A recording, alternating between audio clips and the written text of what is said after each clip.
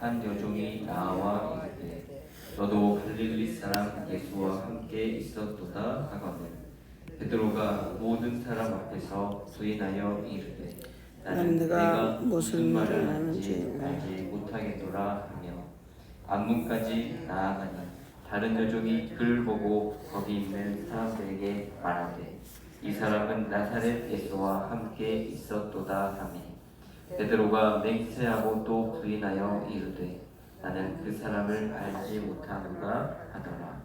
조금 후에 곁에 섰던 사람이 나와 베드로에게 이르되 너도 진실로 그 도당이라 내 말소리가 너를 표명한다 하거늘 그가 저주하며 맹세하여 이르되 나는 그 사람을 알지 못하노라 하니 곧 닭이 울더라.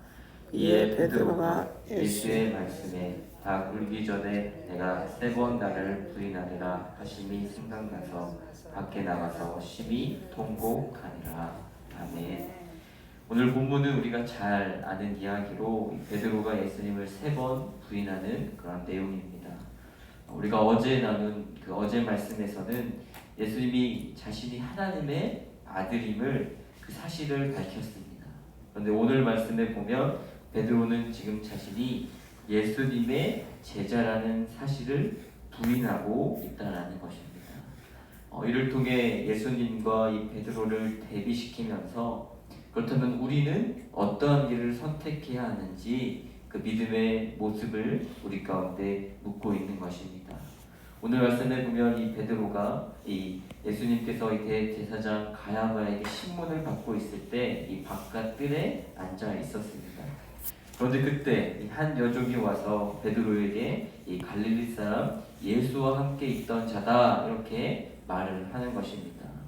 그러자 베드로가 모든 사람 앞에서 내가 무슨 말을 하는지 모르겠다라고 이야기하며 지금 첫 번째 예수님을 부인합니다.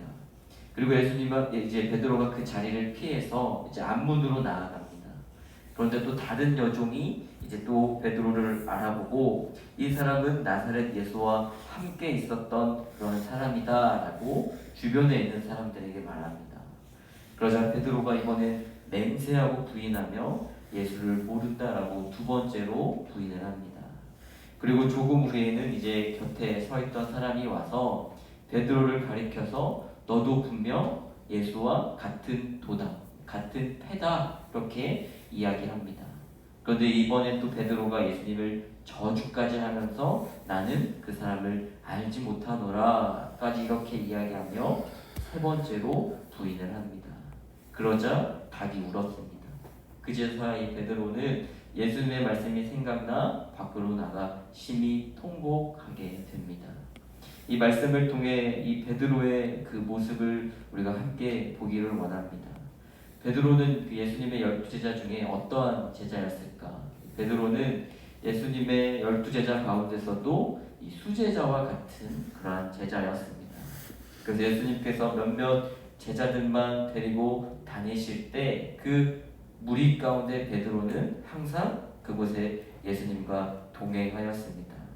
그런데 그랬더니 베드로가 처음에는 예수를 모른다라고 부인하였고 2번째에는 맹세하며 부인하였고 3번째는 예수를 저주까지 하면서 모른다 부인하고 있는 것입니다. 이렇게 이 베드로가 자신에게 있는 이러한 상황 앞에서 예수를 모른다라고 부인하는 그런 모습을 통해서 왜 베드로는 처참하게 무너지고 말았나? 이 오늘 말씀 가운데 베드로가 무너진 이유는 크게 이 2가지가 있는 것으로 볼 수 있습니다. 이 베드로가 무너진 첫 번째 이유는 베드로는 하나님의 말씀의 의미를 바르게 알지 못했기 때문입니다. 예수님은 이 베드로와 함께 그리고 제자들 가운데 계속해서 말씀하실 때 예수님 자신의 부활과 죽음과 부활에 대해서 계속 말씀하셨습니다. 그리고 분명히 이 땅에 오신 그 목적도 예수님께서 이 제자들에게 말씀하셨습니다. 그런 오늘 이 말씀에 보면 이 베드로는 그 예수님의 가르침을 제대로 이해하지 못하고 제대로 알지 못했습니다. 그래서 예수님과 함께 동행하면서 예수님이 보여주었던 그 기적을 보고 예수님의 능력을 보고 예수님의 지금 이 모습이 이해가 안 가는 거예요. 예수님이 수치를 당하시고 핍박을 당하시는 그런 모습이 베드로가 이해하지 못한 것입니다. 그리고 베드로는 예수님을 세상을 어찌 보면 군림하는 그런 왕이 되어서 권력을 자신도 그 예수님 곁에서 장악할 것으로 그렇게 생각을 했던 것입니다. 그런데 오늘 일어나는 이러한 상황을 보니 지금 자신이 상상했던 그런 모습과 다른 모습이 일어나고 있는 것입니다. 즉 예수님의 말씀을 깨닫지 못하고 자신의 생각대로 예수님을 믿고 따르자 오늘 이 베드로가 무너지게 되는 그 결과를 우리 가운데 보여주고 있다는 것입니다. 그렇다면 성도 여러분, 오늘 이 베드로의 무너진 모습을 통해 실패한 모습을 통해 우리가 깨달아야 하는 것은 무엇입니까? 우리는 무엇보다 하나님의 말씀을 우리 가운데 바르게 믿고 바르게 해석할 수 있는 분별력이 필요하다라는 것입니다.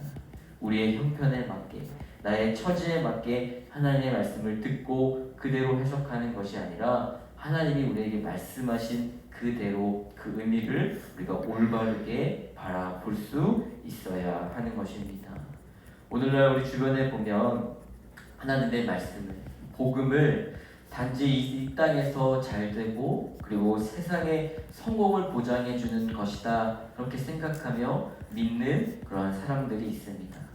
그러나 그러한 생각으로 하나님의 말씀을 믿고 순종한다면 물론 하나님의 복이 임하지만 우리가 하나님의 말씀을 그냥 이 땅 가운데 잘 살기 위한 도구로 믿고 잘 살기 위한 하나의 방편으로만 믿는다면 우리 영혼 구원이 아니라 그런 이 땅에서 잘 살기 위한 도구로서 하나님의 말씀을 믿는다면 이 베드로와 같은 상황에 놓일 때 우리는 베드로처럼 무너질 수밖에 없다라는 것입니다. 하나님의 말씀 복음은 단지 이 땅에서 잘 살기 위함이 아니라 이 땅에서 복받기 위함이 아니라 하나님께서 예비하신 하늘 그 천국을 바라보며 소망하기 위해 우리는 그 말씀을 붙잡고 나아가야 하는 것입니다. 아멘. 그러기 위해서 우리가 하나님의 말씀을 알기 위해 하나님의 뜻을 올바르게 해석하며 우리가 무엇보다 성령을 따르는 삶을 살기 위해서는 하나님의 말씀을 우리가 주야로 묵상하고 또 그 말씀이 우리 가운데 온전히 이루어질 수 있도록 하나님의 말씀 그대로 믿는 것이 우리 가운데 필요하다라는 것입니다. 그로 인해 하나님의 말씀을 온전히 붙잡는 저와 여러분이 되기를 소망합니다. 그리고 베드로가 무너진 두 번째 이유는 무엇일까? 베드로는 자신의 능력을 의지하고 기도하지 않았기 때문입니다. 오늘 말씀에 보면 또 그 전에 이 베드로의 고백들을 보면 베드로는 다른 제자들이 주님을 떠날지라도 주님을 버릴지라도 자신이 결코 주님을 버리지 않겠다라고 어떻게 보면 호언장담하였습니다. 그런데 오늘 말씀에 보면 어땠나요? 베드로는 예수님을 한 번도 아니라 3번씩이나 예수님을 부인하고 있다는 것입니다. 왜 그랬을까? 이 베드로는 말만 하고 막상 기도하지 않았기 때문입니다. 십자가의 길을 준비하시는 예수님도 어떠하셨나요? 예수님도 한적한 시간에 따로 시간을 내어서 늘 하나님께 기도했습니다. 그리고 어떻게 기도했는가? 흘리는 땀방울이 핏방울처럼 보일 만큼 그렇게 간절하게 하나님께 기도하셨습니다. 그런데 베드로는 어땠나요? 그리고 제자들은 어땠나? 그렇게 아무런 준비하지 않고 예수님도 하나님께 기도하고 있는데 베드로는 잠만 자고 하나님께 기도하지 않았다는 것입니다. 결국 말만 앞세우고 하나님께 기도하지 않자 베드로는 오늘 말씀처럼 무너지고 말게 된 것입니다. 성도 여러분, 우리가 쉽게 예를 들어서 우리가 여름에 태풍이 온다라는 일기예보를 들읍니다. 그런데 그 일기예보를 듣고 비가 온다, 많이 온다라는 소식을 들은다면 우리는 어떻게 할까요? 우리의 집이 피해를 보지 않도록 우리 집안 곳곳을 어떻게 보면 점검하고 이 태풍에 오는 것을 대비하는 것입니다. 그런데 태풍이 온다라는 소식을 듣고 아무런 준비도 하지 않고 아무런 대비도 하지 않는다면 그 태풍의 피해를 고스란히 볼 수밖에 없는 것입니다. 그러나 우리 가운데 시험이 다가올 때, 그리고 마지막 때가 가까울수록 우리는 우리의 믿음이 무너지지 않도록 늘 우리의 믿음을 대비하고 또한 준비해야 하는 것입니다. 그리고 대비하고 준비하기 위해서 우리가 해야 할 것은 무엇인가?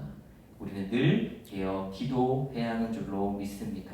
그래서 기도하는 사람은 늘 대비하는 사람입니다. 왜냐하면 시험의 위급함을 잘 알기 때문입니다. 저와 여러분도 하나님 앞에 깨어있기 때문에 이 새벽에 하나님께 기도하며 나아가는 줄로 믿습니다. 그로 인해 우리는 이 말씀을 붙잡고 살아가야 하는 것입니다.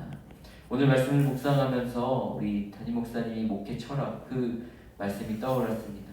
기도 방석 하나, 그리고 성경책 한 권. 하나님의 말씀을 우리가 온전히 믿기 위해 우리는 그 성경책 하나님의 말씀을 올바르게 믿고 나아가야 하는 것입니다.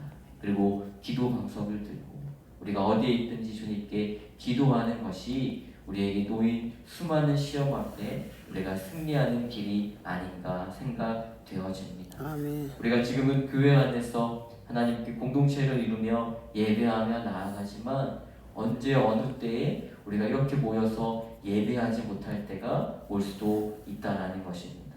그게 우리 때가 될 수도 있고 아니면 우리의 다음 세대가 될지도 모르기 때문에 그 날이 오기 전에, 그 날이 와서 그때 이 베드로처럼 그제서야 예수님의 말씀이 떠올라서 후회하며 밖으로 나가 통곡하는 그런 후회하는 그런 믿음으로 그런 모습으로 살아가는 것이 아니라 그 날이 언제 올지는 모르지만 그때를 준비하며 우리가 무엇보다 하나님의 말씀을 매일같이 주야로 묵상하고 또 주님께 늘 기도함으로 깨어있는 저와 여러분이 되기를 소망합니다. 그래서 오늘 우리의 기도가 더욱더 간절한 기도가 되어서 주님, 저는 연약한 자입니다. 저의 죄가 너무나 많이 있습니다. 주님 앞에 그 모든 죄를 회개하오니 주님 붙잡아 주시옵소서. 늘 주님의 말씀을 가까이 할 수 있도록 늘 주님께 기도하는 그런 주님의 사람이 될 수 있도록 그렇게 믿음의 고백으로 주님께 나아가는 저와 여러분 또 우리 교회가 되기를 주님의 이름으로 소망합니다. 우리 시간 우리 함께 합심으로 기도하기 원합니다. 또 오늘 밤 우리 성령 집회로 나아갑니다. 우리 교회를 향한 하나님의 뜻을 발견하는 우리 성령 집회가 되어줄 수 있도록 세우신 우리 한기록 목사님을 주님 붙잡아 주셔서 하나님의 귀한 말씀을 듣고 또 주님의 역사하신 그 하나님의 음성이 우리 가운데 응답되어지는 귀한 성령 집회가 되어질 수 있도록 이 시간 주님의 이름 외치며 합심으로 기도합니다. 주여, 사랑의 주님, 이 새벽에 우리 가운데 깨워주시고 주님 앞에 나와 주님의 말씀을 보게 하시니 참으로 감사합니다. 주님, 우리가 시험의 때 주님, 우리가 오직 주님의 말씀을 붙잡고 하나님의 말씀을 바르게 해석할 수 있도록 우리에게 분별력을 더하여 주시옵소서. 그로 인해 오늘 밤 우리는 성령 집회로 주님 나아갑니다. 우리 교회를 향한, 우리의 가정, 우리의 삶을 향한 하나님의 귀한 음성을 듣는 우리 성령 집회가 되게 하여 주시옵소서. 세우신 우리 간사 목사님 주님 붙잡아 주셔서 그 선포되어지는 하나님의 귀한 말씀을 듣고 우리 교회가 오직 주님 앞에 다시금 도전받아 주 앞에 바르게 세워지는 주님의 귀한 시간이 될 수 있도록 이 성령 집회 시간이 될 수 있도록 주여 인도하여 주시옵소서. 이를 위해 우리가 기도로 준비하게 하여 주시옵고 기도로 주님의 뜻을 바라보며 주님의 음성을 듣는 귀한 성령 집회 될 수 있도록 주여 인도하여 주시옵소서. 사랑의 주님, 오늘도 우리 가운데 깨워주시고 주의 말씀 앞에 우리가 하나님 앞에 기도하며 나아갈 수 있도록 이 귀한 하루를 허락해 주심에 참으로 감사를 드립니다. 주님, 우리는 혼자 힘으로 살아갈 수 없습니다. 그리고 내 힘을 의지할 때 우리는 무너지고 말게 됩니다. 오늘 이 말씀 속 이 베드로처럼 죄를 짓고 그 뒤에 후회하며 통곡하지 않도록 하나님의 말씀을 올바르게 분별할 수 있는 그 능력을 우리 가운데 더하여 주시옵소서. 또한 우리 가운데 놓인 그 시험 가운데 무너지지 않도록 늘 우리 자신을 깨워 기도의 자리를 지킬 수 있도록 주여 우리를 인도하여 주시옵소서. 그로 인해 나의 연약함과 그 죄를 오직 하나님께 진심으로 회개하며 주님께 쓰임받는 우리의 귀한 삶이 되게 하여 주시옵소서. 오늘 밤 우리 교회는 성령 집회로 나아갑니다. 하나님의 귀한 말씀을 붙잡고 우리 교회와 우리의 삶에 응답하는 하나님의 귀한 말씀, 성령의 역사하심을 바라보고 소망하며 나아갈 수 있도록 주여 인도하여 주시옵소서. 모든 것 주께 맡기며 귀하신 예수님의 이름으로 기도드립니다. 아멘. 이 시간 주님의 이름 외치며